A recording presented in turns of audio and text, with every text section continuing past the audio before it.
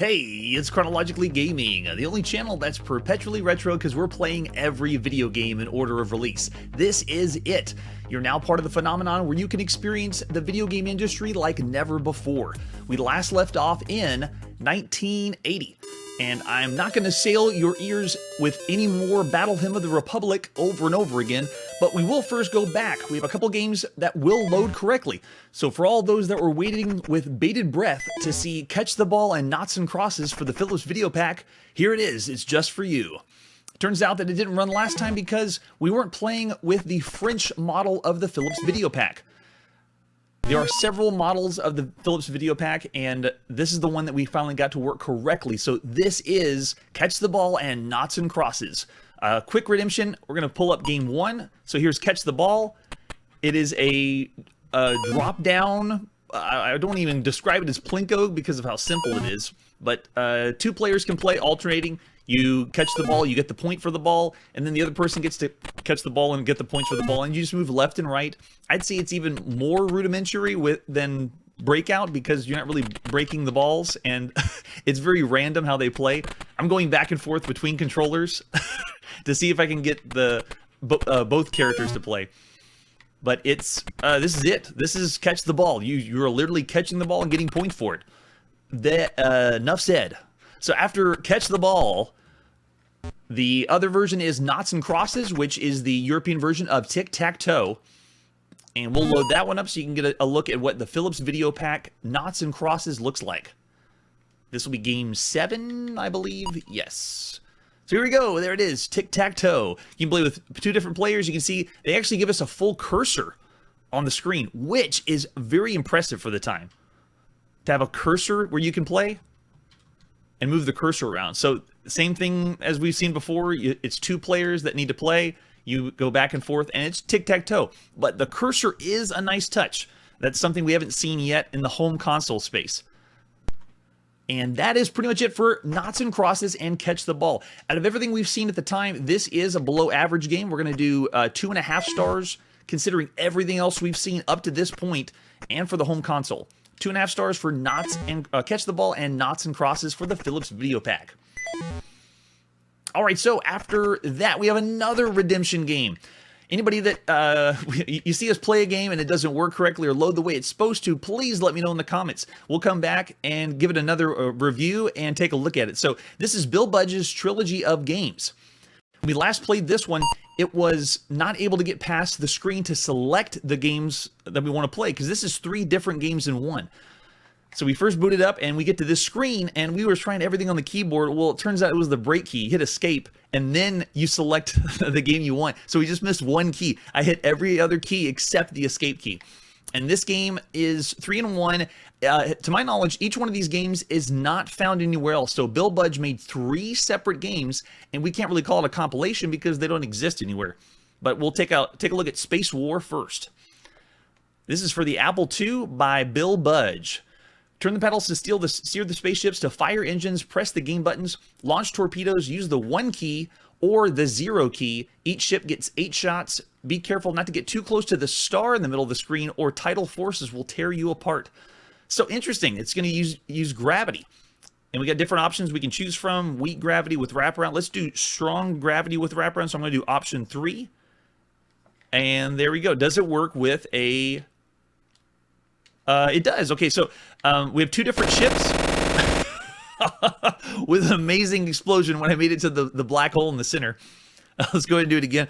Let's do weak gravity with boundary. So we'll do option 2 this time. And yeah, the way it plays, it has either paddle controller or joystick. And I'm able to control, I'm in control of the top left ship. Or sorry, top right ship. And it's like a Galaxy Wars game, which originally was a mainframe computer game. We also played it in the arcades. But it's doing the same thing. It has gravity. Here it comes. You and your friend fly around, get to shoot each other with the ships, and there's a small gravitational force that's bringing you to the star in the middle, or black hole, depending on which version you're playing. So, pretty cool. All right, so how do we go back? Okay, great. So we just hit escape. We can go back and check out the next game. So let's take a look at Night Driver, which is also part of the Trilogy of Games. So I push number 2, and here we go. Try to make it around the track 2 times without crashing. If you get too close to the edge of the road, you'll skid and lose points, or you'll crash. So try to stay on top of the center stripe to control your speed. Use the numeric keys. Low gears 0, high gears 3. Use the paddle to steer, and your score will be based on how fast and how far you go. All right, so no options for the game. We're going to just go right into it. Here we go. This is the second part of the game. Oh, there we go. Difficulty, we'll start with 0. All right, so I am steering the car and driving, and it's very similar to Night Driver that we played in the arcades.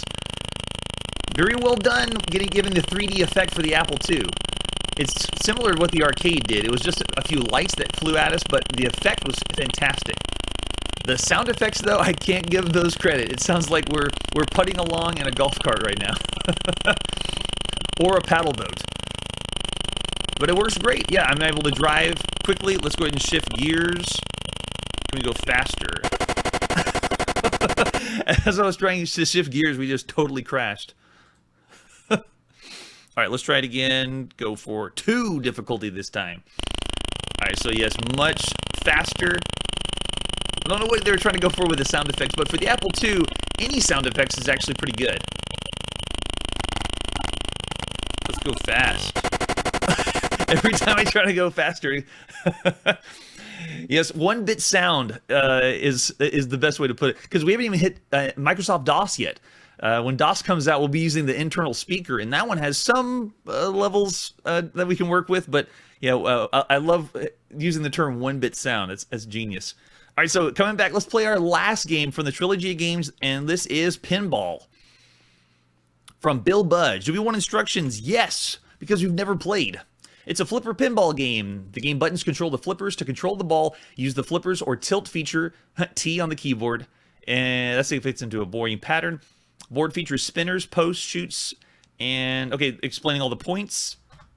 Got it. After each ball, post and bonus points are cleared. If more than 5,000 points were scored, you'll be added to the total score. To launch balls, hit a game button. 1 or 2 players. Nice. Most likely alternating. All right. Didn't say what the paddles were, though. I'm going to try the Atari joystick and see. Okay, yeah, it works. I'm using the Atari joystick, and the buttons work for the paddle, so it's pretty nice. This is pretty impressive because physics for pinball is rare, especially for the home computer space. And this is before Accolade and with the pinball construction set, if you're familiar with those, very popular. I guess this is where we would use tilt if it's using the same pattern over and over again. Oh, this is well done, Bill. This works pretty good. And 3 games in 1 that, to my knowledge, you couldn't get individually. All 3 came at the same time. Yes, for the time, this physics is incredible for a home computer.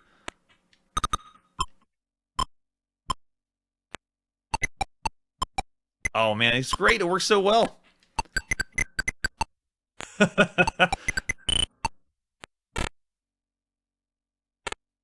Now, this alone would be a must-have. It's pretty cool how they allowed you to use both paddles at the same time, and it combines. So if it comes down the middle, it won't be an automatic out. Well, unless you time it wrong, just like I did there.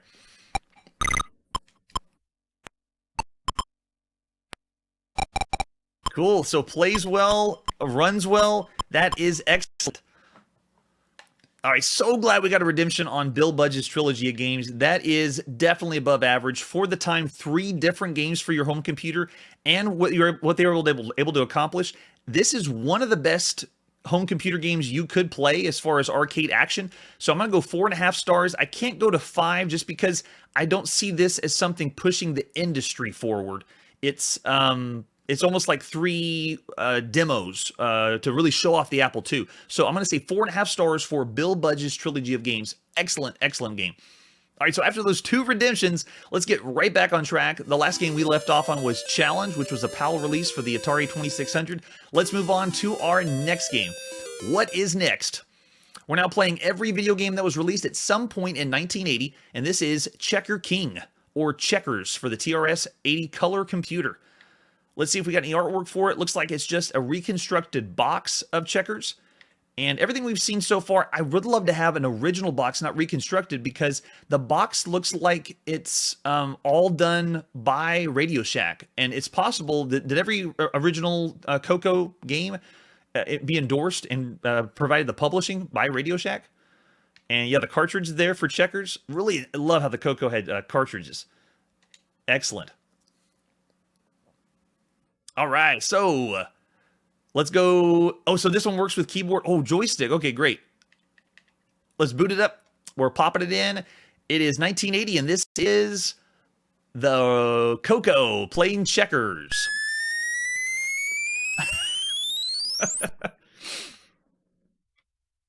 All right, so right now we have one joystick plugged in, and looks like I'm going to try using keyboard controls to start. We didn't get a manual for this one, so I'm going to try different usual keyboard commands. Looks like... Okay, there we go. So it's using the arrow keys. Oh, nice. Okay, so yeah, you select the checker you want to move, and I want to know if it's controlled by a computer or not. Oh, yeah, that works great. Is the computer going to go for us? Yeah, I think this is the computer thinking, because we've seen other checkers games. If the computer plays, usually there's some time where they have to load in.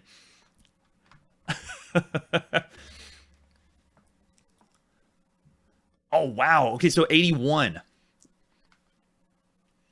So the computer is still thinking. I must have made a move so complicated. But here we go. It is moving. So from the other checker games we played about 2 that had a faster load time for the computer. At least compared to this one. All right, so they're probably going to go with got to make the jump. So let's go ahead and move up to this one. So the computer would have to jump that. Yep, there you go. And really quick, snappy that time. They didn't have to think that long. And then coming back to us. This is great, the way this plays. We had a few others on the console area. I'm looking at Atari for their checkers. It wasn't as... Well, no, not Atari.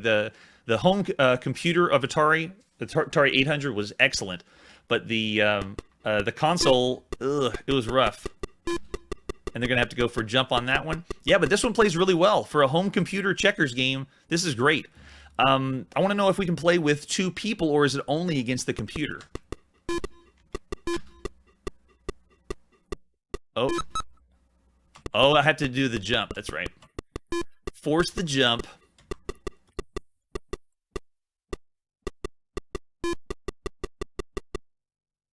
Oh, blast. Such a blast. So we don't have a manual. I'm not sure if we could play with 2 people, but I'm solo today, so 1 player works just fine against the computer. That is excellent. Okay, so for checkers, we've seen other checkers games. That's pretty average for the time of what you would expect. I'm going to go a little above for the presentation and how well it plays. And we're going to go 3.5 stars for checkers on the TRS-80 color computer. Very nice. Oh, that's right. Yes, we have seen those as well. All right, so after Checker or Checker King, now we're going to Checkers. Yes, on the Atari 2600. So this is the Activision Checkers. Released also in 1980. Let's take a look at the images and artwork for Checkers.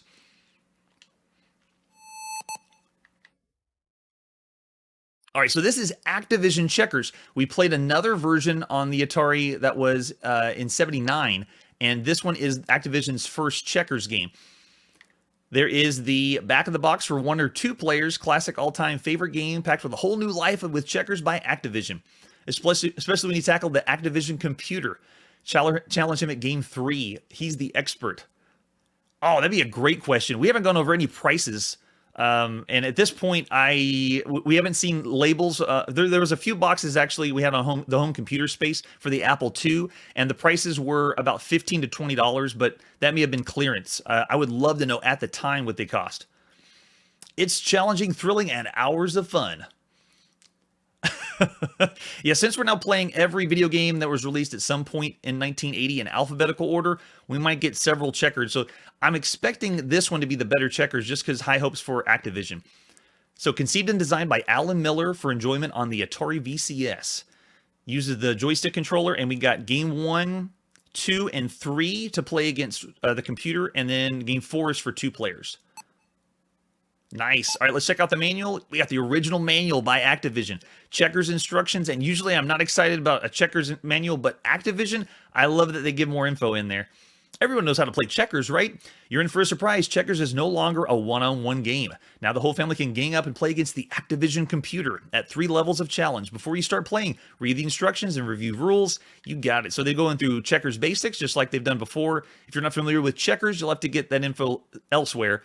But I want to see how it looks like Activision computer enforces the rules of checkers, have to make the jump. And then in the game, when you only have 1 piece left or you can't move. And then there he is, general rules of checkers. And there we go. Alan Miller, there he is. Loves the challenge of playing video games and has become the champion of checkers and dragster. He was senior design engineer at Atari before joining Activision. Yes, he was. Yes, that's right. We called it Checker King, but then on the box it said Checkers. So thanks for the clarification.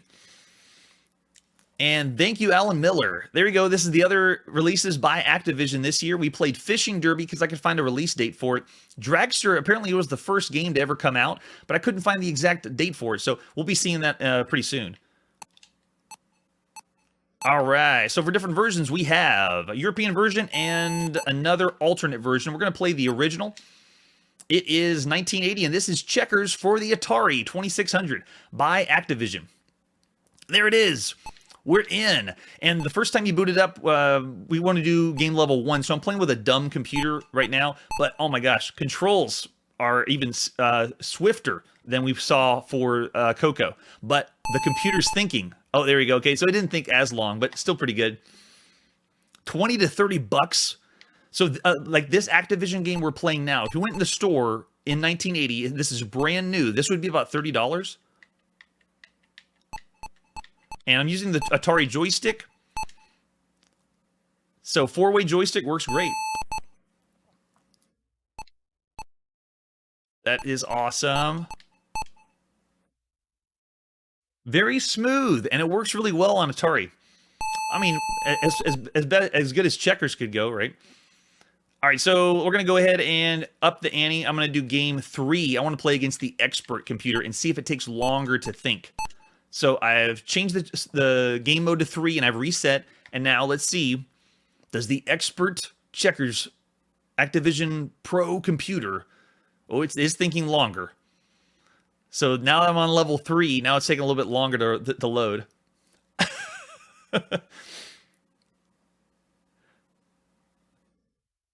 Yes, I know, right? That'd be $80 money. Oh my gosh. Imagine trying to convince parents back then to buy these games. It's still thinking. Everyone, it is still loading the Activision Expert Checkers. I picked I'm still waiting. I did one move, and I'm still waiting on that move to finish. So in the manual, it said, gather around with your family and challenge the Activision computer on expert level. And this is what everyone would be doing. We'd all be probably playing another console while we wait for Activision to figure out its move. Oh, $30 on the Coco. Okay. Yeah, the ratings and how we're playing the game, we're not really basing it on the money. Oh, there we go. We only have one move. It took that long for the... So I'll try it one more time. I'll make him force a jump. That shouldn't take too long. Interesting, they make the screen go blank. Yep, there you go. So it didn't take as long, but wow. All right, so I have to jump. They wouldn't let me go before. Oh, yeah, definitely. At this point, from my experience, everything that I got in this generation was from yard sales. My first system was Atari from a yard sale, and then we had other friends that had secondhand systems that we played video games on. To have this brand new would have been something different, but we had a really good one. We got a great deal on the original wood grain, the one you see right above my shoulder here, model with about 20 games. That's how we started, and it was in really good condition. Paddles too. And the computer is still thinking. So we see the think. I'm going to say the Coco would have the computer. Yeah, this is taking way too long. Yes, NES was new. Or at least that's what our parents said. We don't know for sure if it really was new. All right, so not going to wait too much longer for that one, but I'm going to give that one the same rating. It does move a little bit better, but it's checkers. It's still above average for presentation, how well it runs. 3.5 stars for a checkers on Atari 2600. What is next after checkers? Oh, of course, it's chess for the Coco. And very similar presentation. Got to be programmed by the same group of people. All right, so let's take a look at the images for chess on the Coco. This is front of the box that's reconstructed, and then cartridge and screenshot. That's it. Not too much there. All right, so let's pop it in and see. It's 1980, and this is chess for the TRS-80 Coco. Okay, this means this may not be on. This may be on disc. Yeah, I think it is. So let's see what's on the disc. Not cartridge. Okay, yep, it's just chess on there. So give me one moment. I gotta load into machine from this one, so this one will be a little bit trickier.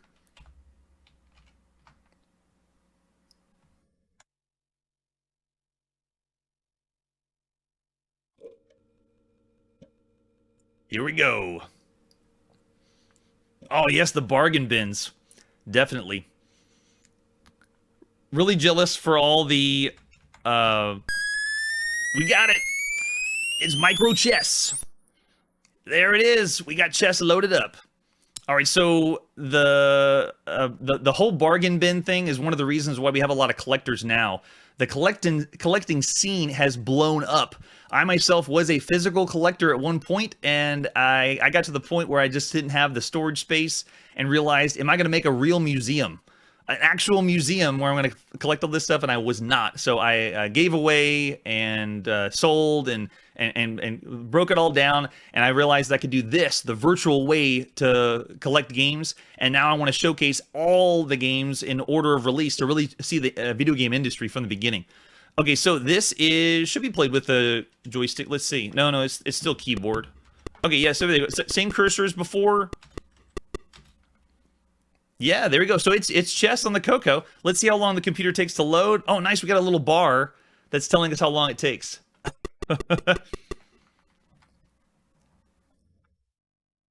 Oh, so there's different color sets too. It doesn't have to be this one. All right, let's go. And this one runs really well too. We've played chess on the Commodore PET and the Apple II, and the ones we've seen so far did not translate very well to the computer. They were clunky, and they took a lot longer. And we even played one for the TRS-80. The TRS-80 chess, you need to know the coordinates for every piece and move it like a professional chess player. Yikes. So not as easy as just picking up the piece and using the board. But this one was great. You got a cursor you move around, and you can get your pieces where you need to. It functions and plays great. Oh, so the computer is totally killing me. I could hit X. All right, let's switch it out and see what happens. So if I hit X now, well, the computer's still thinking. Let me try it whenever it's my move. You could wait till the very end, right before checkmate, and then switch sides. Let's see. Okay, so it just did a move, so I'm going to try it now. Yes, it did it. Thanks for the tip. I appreciate it. So yeah, you can switch sides, and now I'm in control of the others. They turn the board around on us. That's awesome. Do you happen to know if we could play with two people? Like, is it only against the computer, or is there a mode where we can play? If someone else were with me, they could play the chess, alternating. It should be pretty simple. You just take away the computer, and then you move each piece. So far, yes. This has only been the board games. When we get to releases that have 4 or 5 games, the same game, but on multiple platforms, we'll just see the same game over and over again if we can't get a definitive release of whenever it came out. So I just made a move, and now the computer is taking a lot longer for this turn. So something to keep in mind for computer games in the 1980s, we're not going to get these fast results, especially for intelligent games that have to think about this. Oh, that's right. You can have computer versus computer and watch them play the game. Nice. Okay. All right, that's great. That's chess for the Coco. That is, again, plays very well. I'm going to give it, considering the other games we played on the computer, I know it is board game, but still, the board game runs really well, better than we've seen from other ones. So 3.5 stars for chess for the TRS-80 Coco. Well done. All right, so after chess, what is next? Our next game is Chinese Logic for the Philips Videopac. I'm not familiar with what they're trying to accomplish with Chinese Logic, though. All right, so here's the front of the box. This is Videopac Cart 17. This was the Magnavox Odyssey 2 released in Europe. Oh, beautiful. So I couldn't pin down the exact time for every cartridge on the Coco, but that's really helpful. Thanks.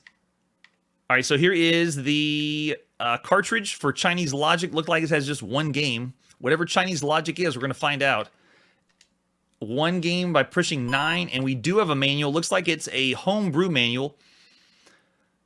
This Videopac is a whole range of Philips Videopac computer, the G7000. And that's one of the models of the Philips Videopac. There were several. We learned that we had to load a French model to get another game to work. And let's see what this game is. What is Chinese Logic? A screen shows a pattern of tracks leading from point A to 3 other points, B, C, and D. At point A, you see figures 9 to 0. It's up to you to move them all to point D in the same descending order. To do so, you'll have to shift them around, parking different figures temporarily at B and C, and have to move them back again. Interesting. So it's a logic video game. We can only, on this channel, we've only seen a handful of puzzle games, if you want to call them puzzle games. This would be our very first logic game, where you're having to like move objects and get them in a certain place. So you move different figures to try to get them to point D at the end, in the order A, B, C, and D. So, yeah, this is our very first logic-based video game, at least from what I gathered from the manual. All right, let's pop it in. This is Chinese Logic for the Philips Videopac, released in 1980. How do you play? So let's go over to game 9, I believe is what it was. Yes, here it is. Okay, so we have, I'm going to be trying to control it with the joystick, but I think this is the console. I think we may have to use this to make it run. So I'm going to try the joystick and see what happens. Yeah, I'm pushing the buttons on the joystick. It is not working. So let's see what happens if we try pushing A on the console. And let's do A8. So you would have to, or A, B. Okay, so we sent A to B. Oh, okay. Okay, so the row at the very top left has a series of numbers, and you're trying to get the numbers in the correct order all the way to D, I think. Oh, no. First you get to B, and then you go to C, and then from C you move them to the last one, which is barred off right now with an X. And you have to do it in the correct order. So this is 0, 1, 2, 3, yeah, all the way up the numbers on the end. So it looks like it's timing us, and that's going to be based on the score. But very interesting concept. I don't know if this is based on something else. It has to be. Even though we've seen games that looked original, they were made on a mainframe computer before this, but I'd be curious to know what this is based on.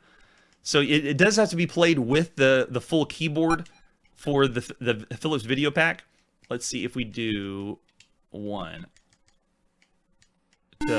So A to B, no? Oh, A to C.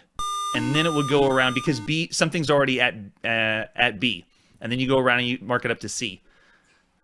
I'm kind of getting it. Okay, so it is a logic game, and it requires you to have to think of the pattern and get the pattern in the right place at the right time, and then complete it at the end. So with a lot more tinkering, we could play and mess around with it. But yeah, Chinese Logic, that's essentially what it is. It's one game for the Philips Videopac. That works pretty well. All right, so after that, let's give Chinese Logic... let's give that one below average because of all the other games you could play at the time. It is pretty cool that it's a logic game, but considering it has a big learning curve. Let's change this from our average range is about here. This is our bad range about here, and then everything down here is our broken range.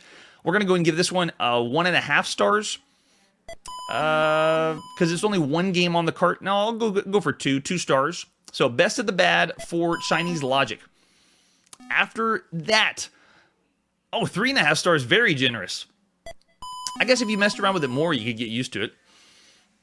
All right, so after that one, let's go to our next game. Our next game is Computer Bismarck for the Apple II.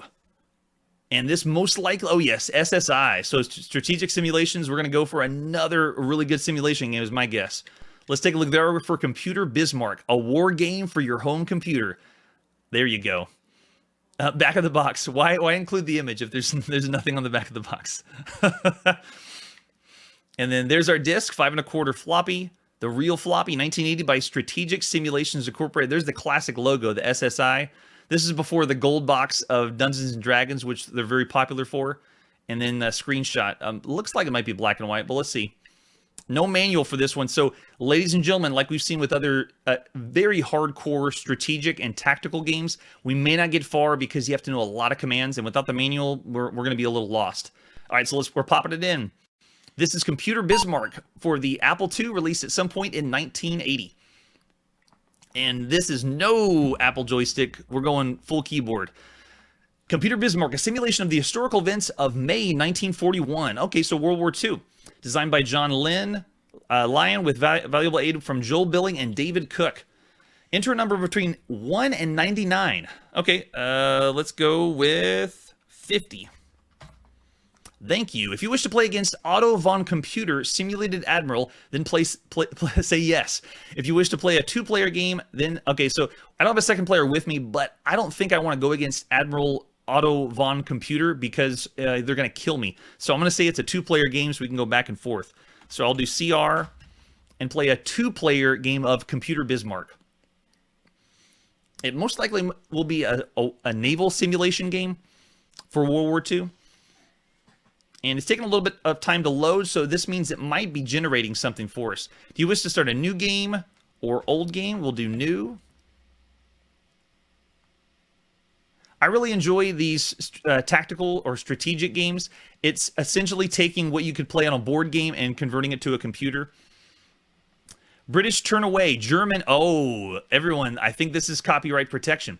British turn away, German enter 2-number password, which means I think we're going to need the manual to provide that password to be able to continue, is my guess. Oh, no, okay, so wait. I just tried to breeze by it to see if it would let us pass. I just saw the Bismarck, North Dakota. Yes, that's right, it's a North Dakota simulation game. Okay, so it looks like it's not copy protection because I just pushed enter to go past it. But here you go. This would be actually very graphical for the time. A lot of the stuff we've seen has been only black and white, and it would have a grid or hexes to move around. But this is a there we go. It's asking for the command from chart A, and you got to have the manual to be able to know exactly where to send your troops. But it's taken it from a very large scale. You can see we got a picture of the globe and then different coordinates where you can say where you want your units to go. All right, so we do not know the command from chart A because we don't have a manual yet. And because I entered the wrong one, let's say I do D. Yeah, it's going to say illegal entry because it's waiting for the correct command. Very similar to what we've seen with adventure games on the home computer space. If you didn't have the manual to know what the text parser was going to understand, you're lost. You can try typing things, but you won't really get what the computer wants. So at this point, the same thing with strategic games and tactical games. You have to have the manual to know which commands you can put in, how to move troops, how to attack, and so forth. So that's as far as we're going to get with Computer Bismarck. But it is a loaded game, an involved game, and any one of these, we're not going to be able to get a quick taste of it like we do with most of the games from 1980. So we're going to give this one, considering that all the other games we've seen at the time for tactical games, we're going to go for around the average range. So I'm going to go 3 stars for Computer Bismarck. Very typical for what you see for the home computer space so far. All right, so after Computer Bismarck, what is our next game? Our next game is Computer Combat. We're playing every video game in 1980 in alphabetical order. And this one is a handheld by Tomitronic. Like most handhelds, I don't know if it's actually going to run. We may just have this as a placeholder. But there's the box for Cosmic Combat.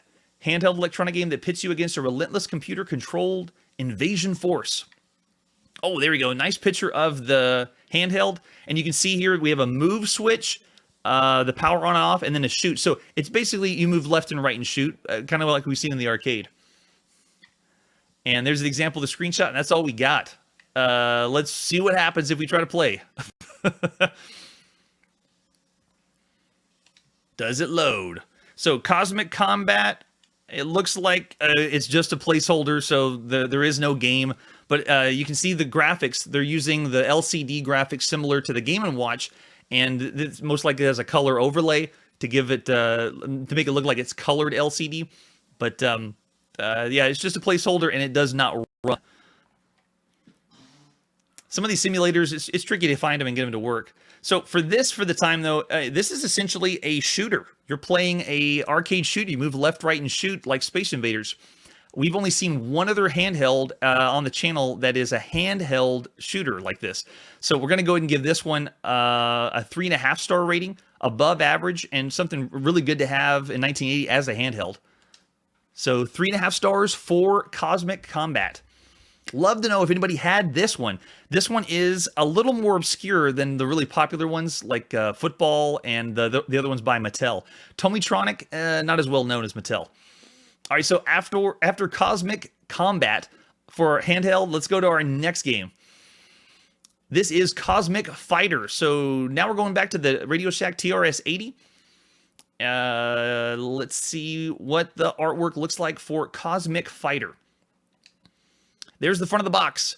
Cosmic Fighter by Big 5 Software. And there it is. Cassette tape to play on the TRS-80 Model 1. Interesting. We played some games on the Model 3, so it's interesting that we're playing a Model 1 game in 1980. All right, so as far as screenshots, that's it. Looks like this is a arcade shooter for the TRS-80. And here we go. Here's the manual. This is by, Bill Hogue and Jeff Conyu. Okay. Released in 1980. Enemy aliens are swarming everywhere. Just as you destroy one set, another set of faster, different ones appear. Can you destroy them all before you run out of fuel? Well, yes, that's pretty much the instructions of Space Invaders.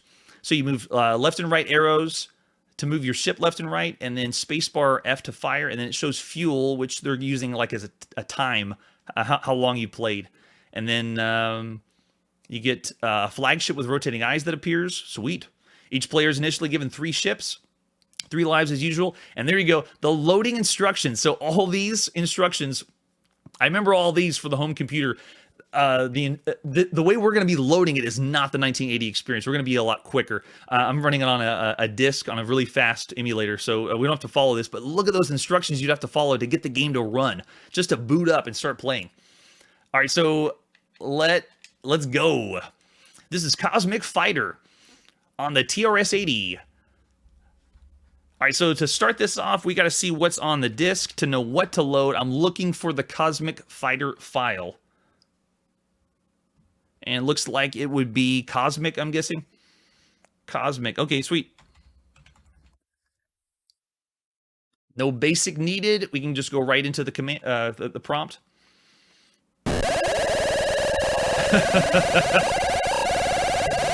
Wow. How well is that audio coming through? Wow. Oh my gosh. I might need to lower the volume because that was... Ears are bleeding right now. Everyone all over the internet. Cosmic Fighter. Enter for instructions. Oh, we get instructions in the game. That's a good plus. Wow. Cosmic Fighter. This is kind of rare. We only saw one other game on the TRS-80 that went for the arcade mode. We're going to play an action arcade game. So I love that. Props to Bill and Jeff. So looks like we use spacebar to fire. All the ships are exhausted. Dock with the space station. Interesting, like Moon Cresta, to replenish fuel. An extra ship is awarded for 10,000 points. And then press break or clear to abort the game. Okay, so clear is here. Let's go. Number of players. I would love to see if it's 2 players simultaneous. So I'm going to push 2. It might, most likely it's alternating, but let's try 2 player and see what happens. All right. Yes, this is it. We have Space Invaders. Oh, we got another ship on the side. That was the one they were talking about in the manual. Yeah, for 700 points. Notice the resolution whenever I killed the ship and the 700 points. That's pretty cool. But it's basically a Space Invaders clone, but we're going to do one wave at a time. And then it goes on to the next wave, and you play the next one after that. Okay, yeah, this is great.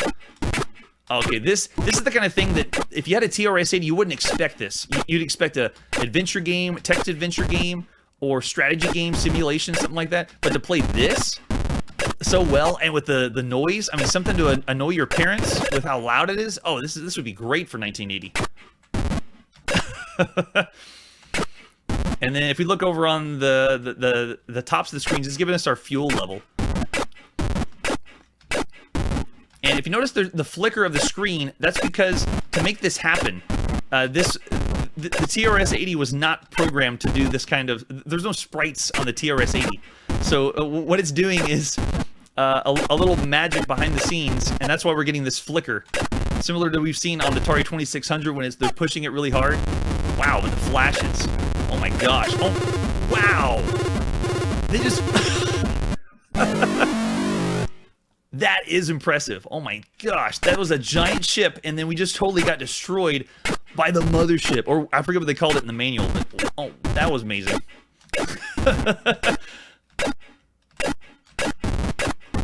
All right, I can't believe it shot me that fast, but I'm gonna see if we can get. I want to see if that ship will show up again. If there's a way to get past it. Yeah, the fuel level is just to let you hurry up and shoot all the ships and not waste time. Oh, we got, see, they just spawned right in and shot me that time. The other thing I love about this is its controls. I'm playing on the keyboard, but it feels great. And the shot to get it across the screen works really well. It's still doing the same trope, one bullet at a time. So you gotta make sure you aim your shots.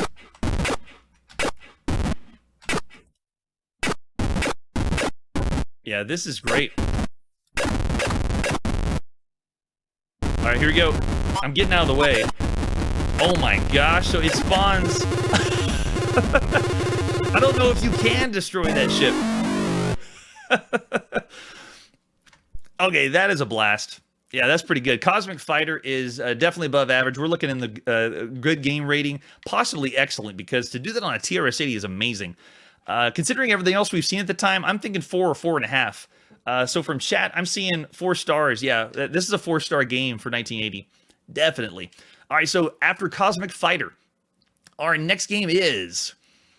All right, this is Crazy Balloon. We are now in the arcades, and this is an amazing game, very original, and it's interesting because I first saw this game on like a Java Flash website. So it's something that's been copied a lot, kind of like Snake. The idea, the concept of just moving something around and nibbling on it. This is the same idea. Great idea for a game. All right, so let's take a look at the artwork for Crazy Balloon in the arcades. Looks like the original we have is the Taito. Yeah, the Taito advertisement flyer. And this is the first time we've seen the advertisement flyer from Taito with Japanese on the flyer. Usually just has the pictures, screenshots, and the arcade cabinets, and then moves on. And there's the original cabinet for Crazy Balloon by Taito. And for control panel, looks like we have 4 buttons for movement, and that's it. You just move up, down, left, and right. Yep, so easy controls, but it's like easy to start, but difficult to master. There's the arcade marquee. Oh, nice. By Taito. Taito and Namco are battling out right now. I have no idea why they put the artwork in there. Sometimes we get random. It's a Crazy Balloon, so put a picture in there. All right, so let's take a look at the manual. This is the operator and service manual for Crazy Balloon in color. That's right. Service instructions and parts catalog. And looks like it's not going to explain the game. I love it. Install the machine indoors only. Do not install the machine outdoors. You'll have a sad machine. Flat surface floor. This is for the cocktail version. This is adorable. Who did the... This is obviously not from Taito. This was when it was distributed in different regions. But someone had to make the artwork to show people how to set it up. That's awesome. All right, so maintenance. Here we go. Play instructions. Put a coin in. You get 4 balloons. And you can adjust that with the dip switches in the back. All right, so after the game start, music is heard. Play beginnings with the picture shown in figure 3. And then avoid all the obstacles. Move the balloon from start to goal. Wow. I pretty much could have explained that myself. Balloon will burst if kept in the same position for 5 seconds. Balloon will burst. Frame changes after face goal. 1 balloon is awarded when a score reaches 10,000 points. High scorer's name can be registered. Nice. Okay. works great. Okay, yeah, we got the idea for the manual and instructions for different versions. It looks like we just have 2 different sets. Here you go, let's step into the arcades. It's Crazy Balloon in the arcades by Taito. And there we go. We got it with the artwork around the cabinet and the marquee at the top. Love it. All right, so if you're not familiar with this game, it is, I can't really call it a puzzle game. It is skill and patience, though. And it's just an excellent idea. All right, so I'm going to zoom it in a little bit. I know I love the artwork, but we're going to make it so you can see a little better. Looks like we have... Oh, that's just terrible. There we go. Pixel aspect ratio. Okay, so putting a quarter in and push and start.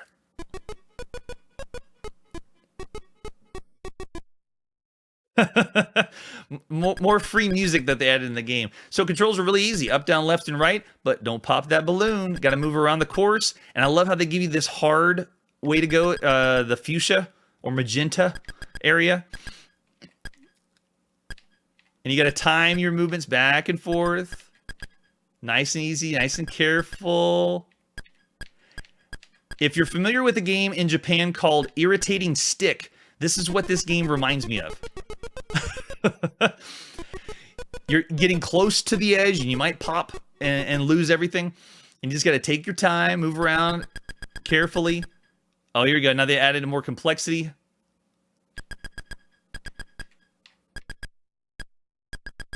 And this is very difficult to narrate while playing the game at the same time. Something that's taking a lot of brain power to focus on. Yep, there you go. You pops in the air, pops, then you start over again.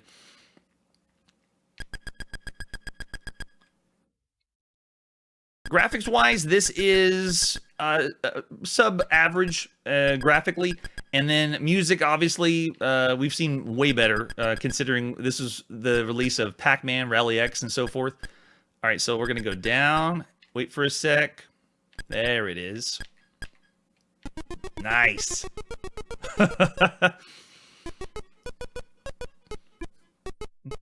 Yeah, the originality is where I give it the biggest score.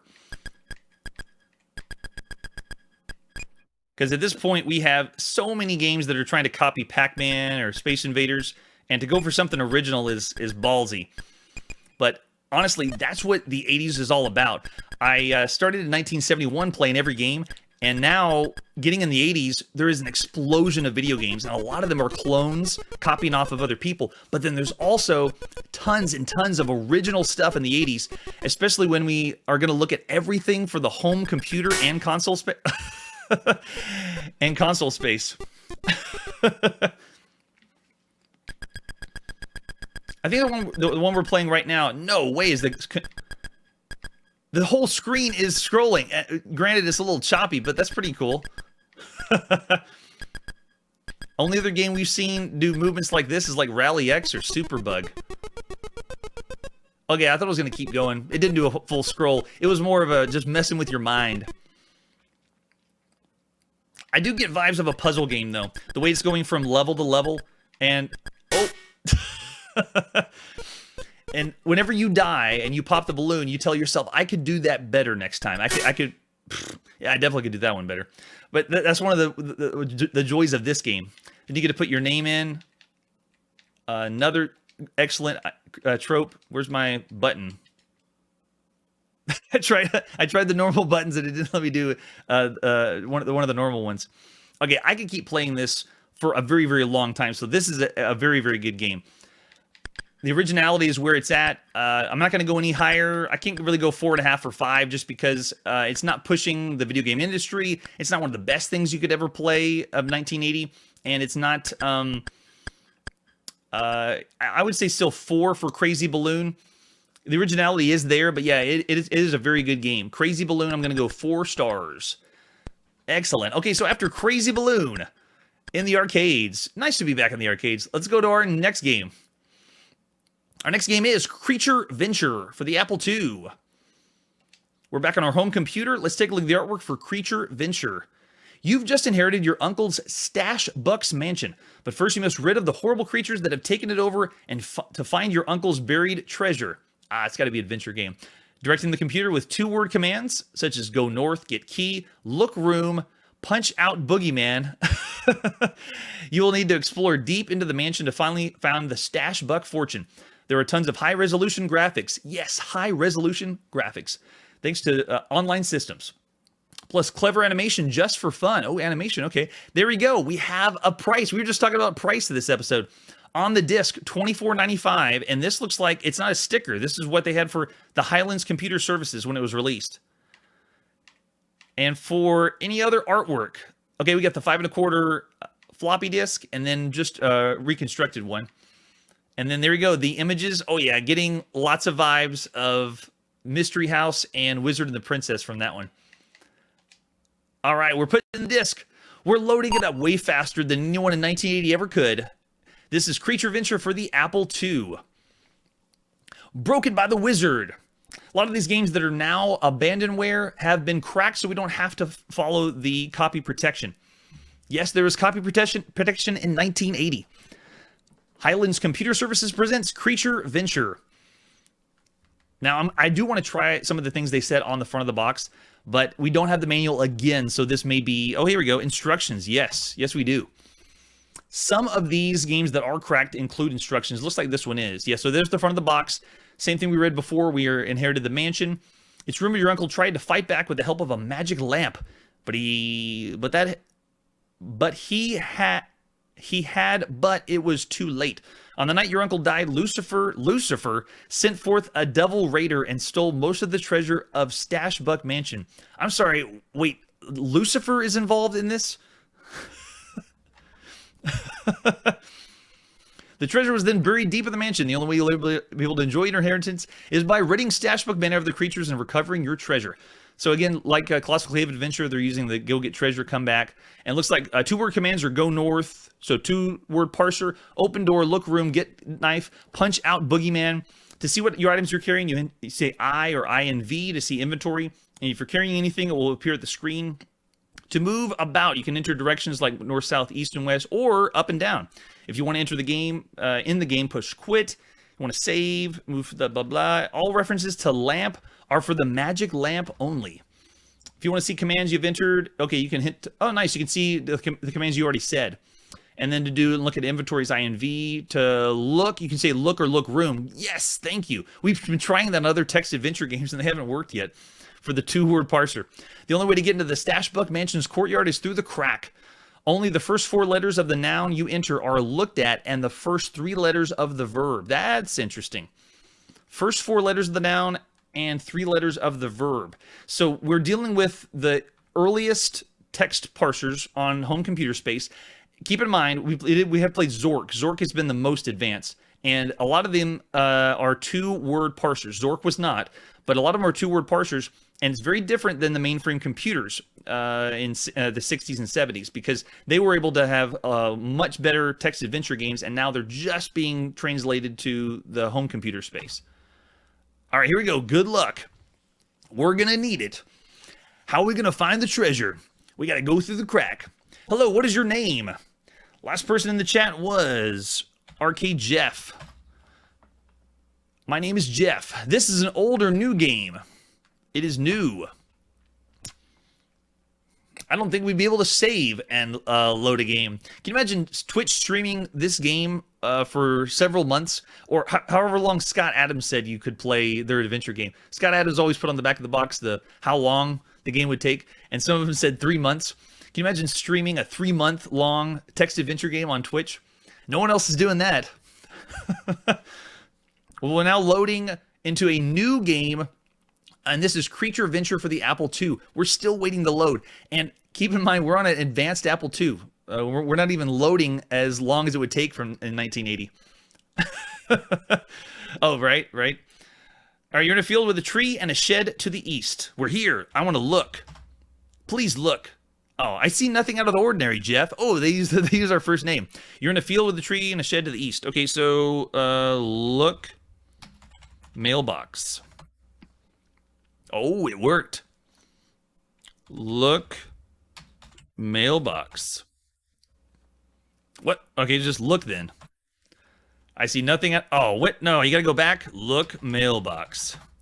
Come on, work with me, game. I don't even know what that is. Get Letter. Okay, we got the letter. Read letter. Sesame. Open sesame. I don't think I can open that, or it might already be open, Jeff. Yeah, whatever. All right, look. Okay, there. So we got a letter. The letter says sesame. Most likely it's a command. Okay, so we just went up, and now we have a shed to the east. So this is a text adventure game with graphics, and we've seen the online systems games Wizard and the Princess and Mystery House, and then we also saw a game called Old Dorf's Revenge, and another one that had the graphics, but everything else has been straight up text. So this is a luxury in 1980 to have a picture, high resolution picture, by the way. Okay, so command, look, what is that? You see nothing out of the ordinary? There is something there. There's a triangle there. There is an object there, and they want to tell us what it is. What about, let's just go up to the gate. Oh, so go west. Go north. Go south. Go down. Oh, did I go up the tree? I must have gone up the tree. Yeah, so I went up. Oh, I see. I am up on top of the tree. Okay, get key.